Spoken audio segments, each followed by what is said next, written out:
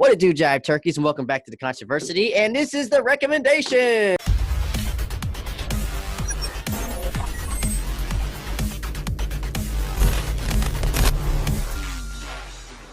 The show where we recommend a series, a television series, a movie, or a song for you to listen to for the week. And of course, 2020 has been hell. And we're trying to put you in it. We're trying to be the gods that bring you to heaven, back with the great content.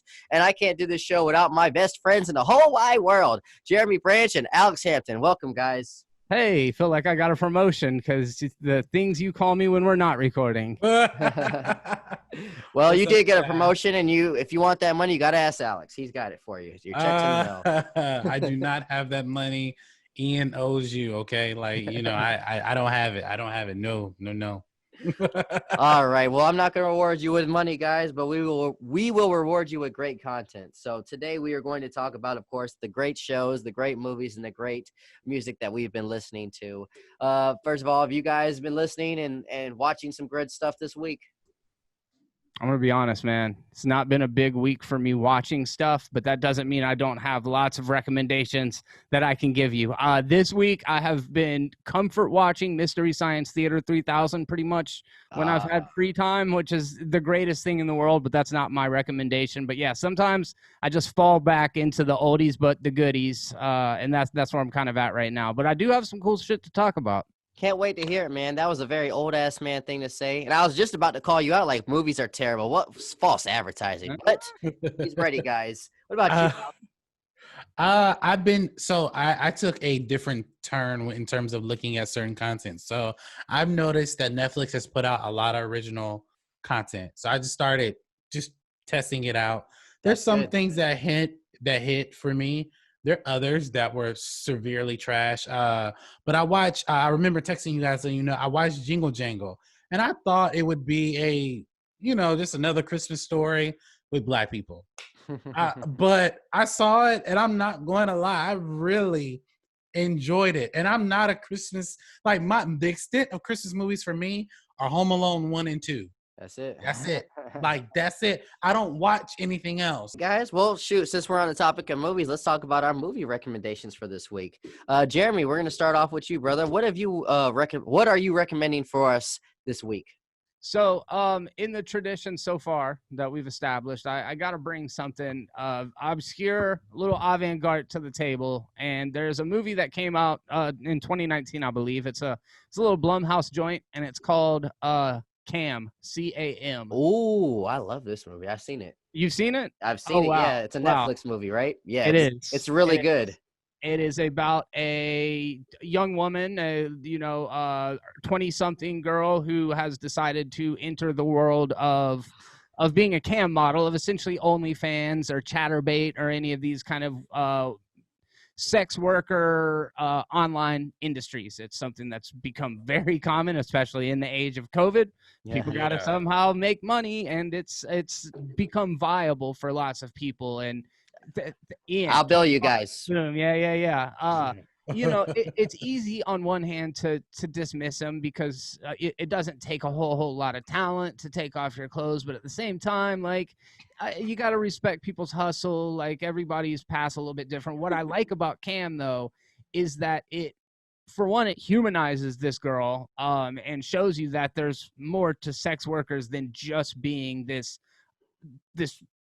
object of desire, right? We see them and we give them money to do whatever we want them to do. I don't know if you guys are familiar with any of those kind of sites, but basically you get credits if it were poker or anything else, and then they have goals where they hit a certain number, they have to perform a certain act, and in the movie Cam, there's an escalation.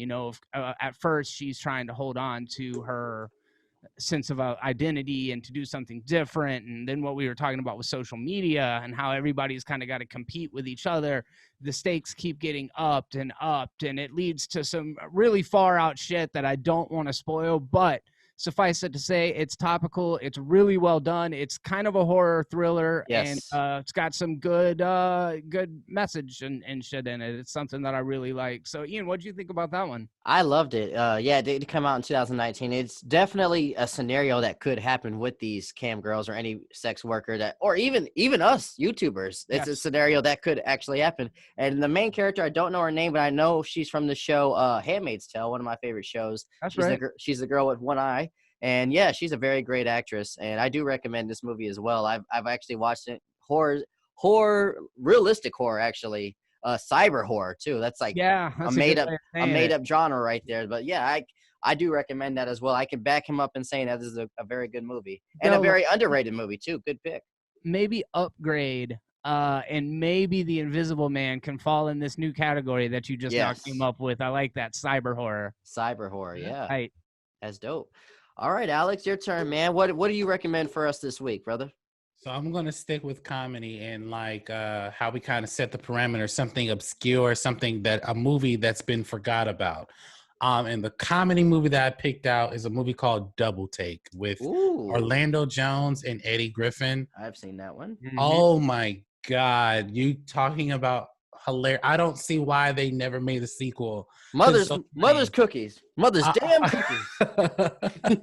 And you know what's so funny? Like I feel like the movie is all over the place, but the comedy makes up for it. Oh yeah. Because Eddie Griffin, Yep. I don't believe him to be an FBI agent at all, but he's funny as hell in that movie. And him and Orlando Jones are like They work playing perfectly. off one another. It's so funny. Like, and then to believe that, or like Orlando Jones is the one being hunted, but I don't feel like he's even taking it that seriously. Like, it's just like, Yeah. and then what blows my mind, they switch places in a sense. Like, he wears Eddie Griffin's street clothes, Yep. and Eddie Griffin wears his professional clothes, and everybody thinks that Orlando Jones is Eddie's character and vice versa. And they start treating them all differently. Like They the more start treating them all sophisticated- yeah. differently. And I'm just like, you realize that these people do not look alike. They're just wearing different clothes. Exactly. They look nothing alike. They're actually Orlando might be like a foot taller than Eddie Griffin. Exactly. But the deeper meaning behind it is that people are going to judge you Yeah. by your first appearance. Mhm. Absolutely. And that's what I got from it. It's like, if you wearing street clothes and you talking all slang, they're gonna be like, who is this Negro just being Yeah. crazy? Like, but versus you being uptight and having a great suit and being professional, they're gonna treat you like a professional person. So Absolutely. I really enjoyed it. Definitely a movie you should check out. I know it's on Amazon. I don't think it's on any other streaming service though. Oh, for sure. If you like comedies like Rush Hour and let's see, Life or something like that, it does got that like Def Jam comedy vibe, and I've always thought that was a very underrated comedy. Yeah, and one of my favorite songs of all time is in the intro, "Stutter" by Joe and Mystical. Yeah. And that's where I heard the song for the first time was that movie, and it is very funny, and I do agree. I think they should have done a sequel to that because their chemistry worked, even if it wasn't like a sequel. Like those two together, I would have loved to see them again. Dude, Yeah, they what were happened hilarious. to Eddie Griffin, man? I do like He was on his way, Brother man. Yeah, is that was a good one. funniest movies, dude. Like, Yeah. there's that scene at the very beginning. It always cracks me up when he's driving in his whip and he's got the orange drink, like He's in his Whipping it, yeah. console. He's just whipping the wheel. Yo, that was hilarious. Oh, Ain't no man. thing. Ain't no thing. Dude. Solid, dude. Those Eddie Griffin. are good picks, man. And surprisingly, both movies I've seen and both underrated, and appreciated movies right there. My pick for this week is an actual. I think it was a Sundance movie that came out in 2018, and it's called Unsane. And Oh yeah. Unsane is a movie that's about this girl getting locked up in a mental institution. She was seeing a therapist, and she was requested to be in there, and she wasn't supposed to be there. You know, she was just a normal person that just wanted to talk to him person, but there's some politics involved to why she was put in that situation and her escaping, her trying to get out of that situation. And also there is a horror trait inside the situation where she is trapped in. I'm not going to spoil anything of if somebody's out to get her or if she's imagining something. That's for you to decide when you watch the movie. But I thought it was really good. And the most unique thing about this movie, it was all shot on an iPhone. And you would never know it. because it's shot beautifully. It's got Ferreira, I think his name is, the dude that used to be on Saturday Night Live that does amazing impressions. Oh yeah. He's a little bit more serious in this movie, but yeah, it's very good. I've rewatched this movie twice, and the fact that it's shot on an iPhone and the script is just amazing. It had me on my heels the whole time. I definitely can't recommend this more than once. Please check this one out. So, like you said about it being shot on an iPhone X, I believe is what it was. Yep. I think it was the first film to be it was shot one of the- completely on yep. an iPhone X. You would never think that either, too, watching it. I personally didn't think that it was beautiful as far as the way that it looked. However, props to him, and it inspires people like us to be like, yo, I don't have the best equipment in the world, but I can still go out and make a movie. Oh, yeah. That is a very interesting thing about it. For those of you guys that aren't familiar with Steven Soderbergh's work, he is the director of the movie Unsane. He's done everything from Sex, Lies, and Videotapes to Traffic to Aaron Brockovich to the Ocean's movies to Lucky Logan that came out not too long ago. I like that one too. Contagion. I mean, Steven Soderbergh is the man, and this is just another in his huge filmography of movies that are all very much worth watching. It actually looks like he's from Baton Rouge, Louisiana, and was born in Atlanta, Georgia, moved to Baton Rouge, Louisiana. He's like our people. I love that, man. Gulf Coaster almost from down here in the South, and is one of the most prolific and intelligent filmmakers out there working. That's a awesome recommendation. And that kind of warden guy at the end, he's one of the three. I think he's Mike or Josh from the Blair Witch Project. It's like the only other role he's ever been in. So there's a weird little piece of trivia. And what you just said too inspired me too. Like Small Creators, this dude, they shot an amazing movie with a great script on an iPhone. So don't ever doubt yourself. Quick note though, if you're gonna, and I've shot 2 short films on an iPhone, it's gonna require a lot of post production. So just to throw that out there, you guys. Like it's not just point and shoot. You're gonna have to know what you're doing on a computer. So that's a very good point. I believe that. All right, let's move on to television, man. This is a binge culture. There's a lot more content of that in 2020, so it's hard to keep up. But Alex, what is your recommendation for this week of television shows? So I'm a hark back to a show that most kids probably from my genre probably don't remember, but it just recently came out on Netflix about maybe a month ago, and that show is called Code Lyoko. Oh man, it was an amazing cartoon show on Cartoon Network. It's about these 4 kids who have to battle this like cyber terrorist named Xana, and when they go into this virtual video game machine, it starts off as 2D animation, but when they go into the machine, they turn into lifelike video game characters, and they have to fight off against this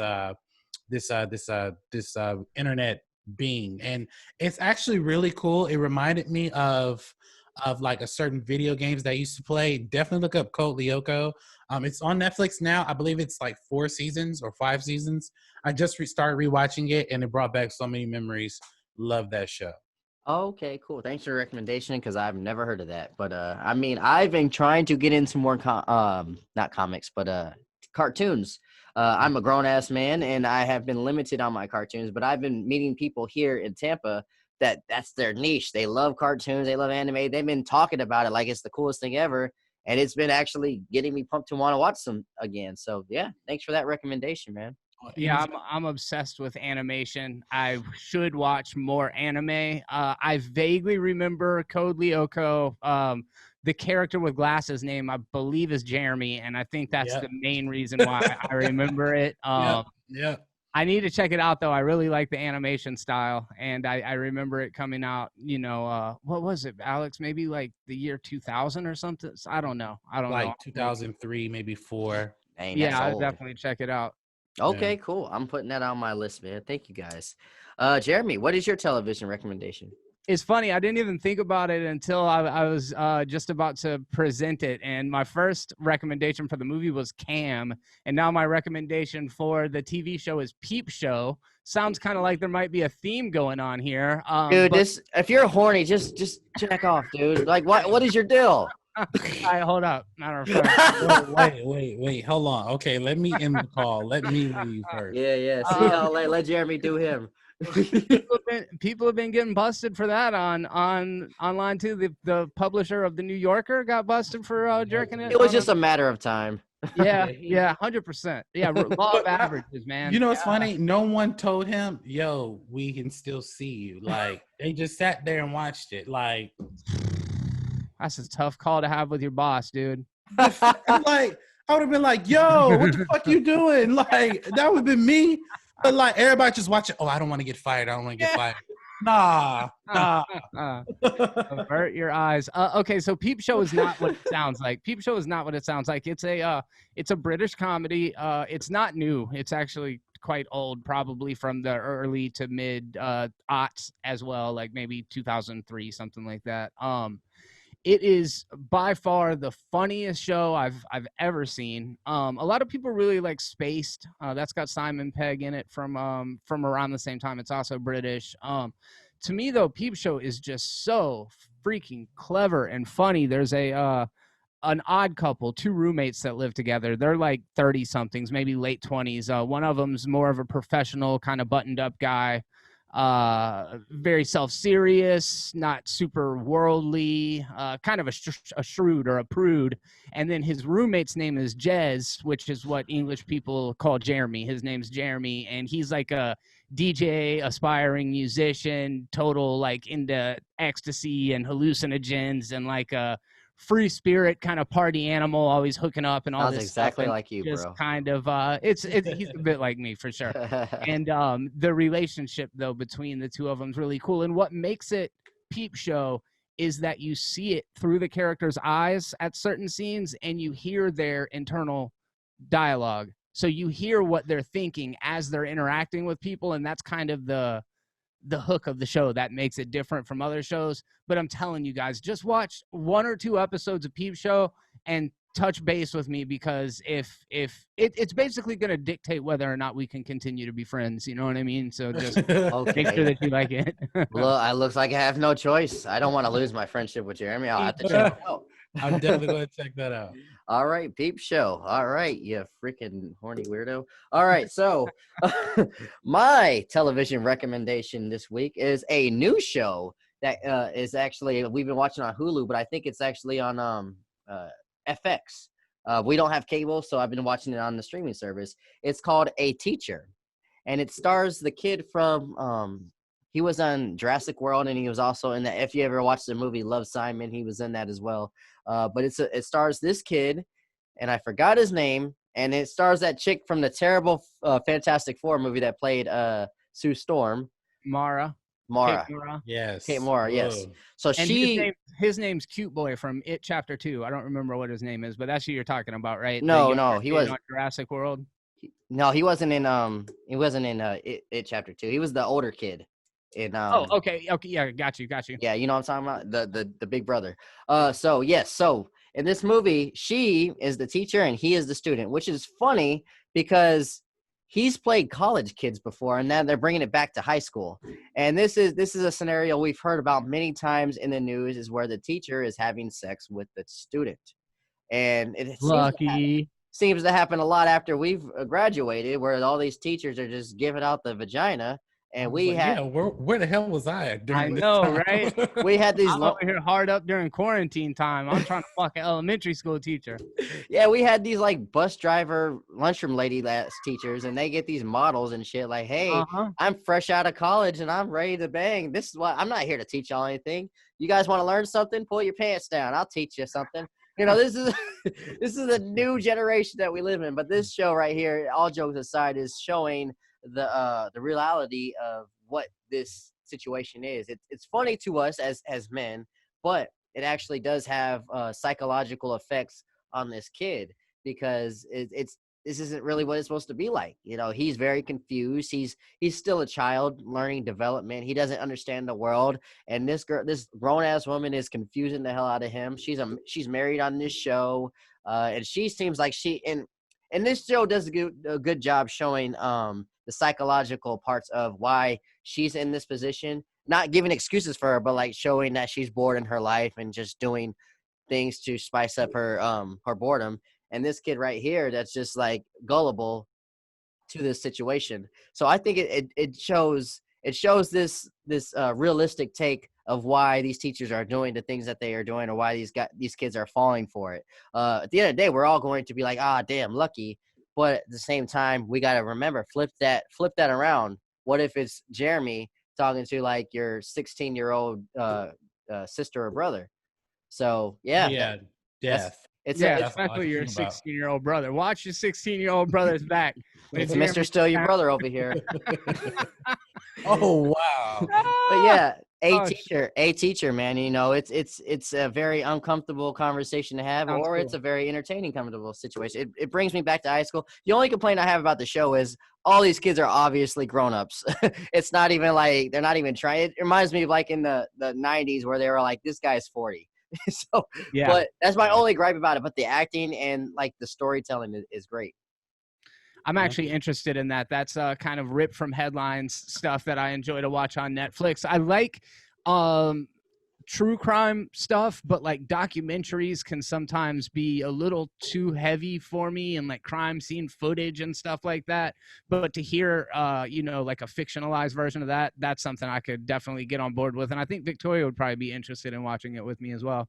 Absolutely. And what you said too, like the first 2 episodes, I think you would get addicted. It's one of those shows that show every week. So it's like on episode 4 at the moment, but I think you would like it. Yeah, I'll check that out. Absolutely. So yeah, watch your brothers, by the way, because Jeremy's creeping. Yeah. All right. Oh wow. All right. We're going to our music recommendations for this week. I'll start this one off. This is coming from a rapper / singer named Russ. And Russ made his come up from SoundCloud.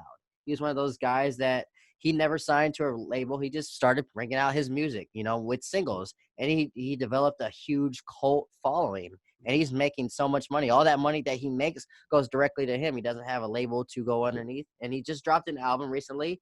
I don't know what the album's called, but this song crossed my radar actually yesterday, called Stockholm Syndrome. And it's featuring King Crooked, a.k.a. Crooked Eye, from the supergroup Slaughterhouse. And he has a lot of ties with Eminem and stuff like that. He's an amazing artist right there. But Russ featuring King Crooked, Stockholm Syndrome, where he's talking about his come up as a rapper and how he's a white rapper, that he feels like it is important for us to acknowledge the Black culture and donate and make sure you speak up for it in this song. And he's also talking about his success as well, as being an independent, trying to motivate people to be for themselves and not trying to make other people money. And then King Crooked comes in there with his amazing hip hop bars. If you've never heard King Crooked rap, he is like your favorite rapper's favorite rapper. He's just the epiphany of a good hip hop artist. So yeah, Russ featuring King Crooked, Stockholm Syndrome. That's my pick of this week. Awesome. All Yeah, right. I just now wrote that down. Like I'm about to check that out here shortly. Right on, man. Russ is a very underrated artist as well. He didn't hit my radar until Toddy played him around me. I was like, who is this guy? He's got a very unique voice. Alex, what is your musical choice for this week? So I chose something a little bit more comfortable that I've been listening to for the last couple of days. I chose Kendrick Lamar and SZA's "All the Stars" from the Black Panther album. Oh, that's your second that's your second what's it called? Soundtrack pick. Yeah, because it's just, I don't know, like I was listening to an odd story. After I finished playing the Miles Morales game, at the end of the game, like there's a tribute to Chadwick Boseman. I heard and I was thrown off by it because it's not the same. I don't expect that from this particular game. So when they did that, I was like, this would be a good time to listen to something of that nature. So I listened to it, and I don't know, this song just hits home now that I not just after the game, but after everything that has happened with him and his family. And I guess it's more sentimental now. And when I think about all the stars, like, it's a life that we had. It's a life that can be achieved. So I really enjoyed the wordplay with Kendrick, and SZA is an amazing singer as well. So that's my recommendation. Kendrick Lamar's "All the Stars." Absolutely. I would definitely not say Kendrick Lamar is a underrated artist, but SZA definitely is, and she's got an amazing voice. So Jeremy, what is your recommendation? For my pick this week, I wanted to kind of recommend something to you guys specifically because I thought it was really cool. You went and checked out Pussifer after Yeah. we did the suggestions and I stuff. check out everybody's stuff after. That's really cool. And Yeah. I've been doing the same. Like I enjoy that. So sometimes when I'm doing the recommendations, it's like, let me see what will resonate with my friends. And maybe it'll resonate with everybody that's watching this as well. But there's a group called Tame Impala. Tame Impala's not underground by any means. They're a fairly successful band. They probably started around 2008, but their most recent album is from just a matter of months ago, maybe 7-8 months ago, and it's called Slow. What is it called? Slow Rush. And every song on it is just incredibly good. It's got a kind of a new disco vibe to it, a little bit of funk. It's very psychedelic and just clean, and it rides. It's really enjoyable. Music is one of those things it's very difficult to describe a song in the same way you can a movie or a television show where you can talk about the storyline and the way that it's shot and the costume design. With music, we're talking about something that's a little more like it's a little more abstract. It's something that's not as tangible, so it's a little bit more difficult for me to kind of articulate the sound of it. But it's clean, it's melodic. The vocalist uses a lot of kind of more falsetto, sings in a higher register, and it's a male vocalist, and just a really, really cool band. You couldn't go wrong. Any of their songs are super good. Tame Impala, Slow Right. It was Slow Rush, you said? Slow Rush, yeah. Slow Rush. Okay, cool. Definitely have to check that out, man. What's the vibe? Is it like hardcore rock, softcore rock? No, it's the opposite of hard rock. It's like mellow.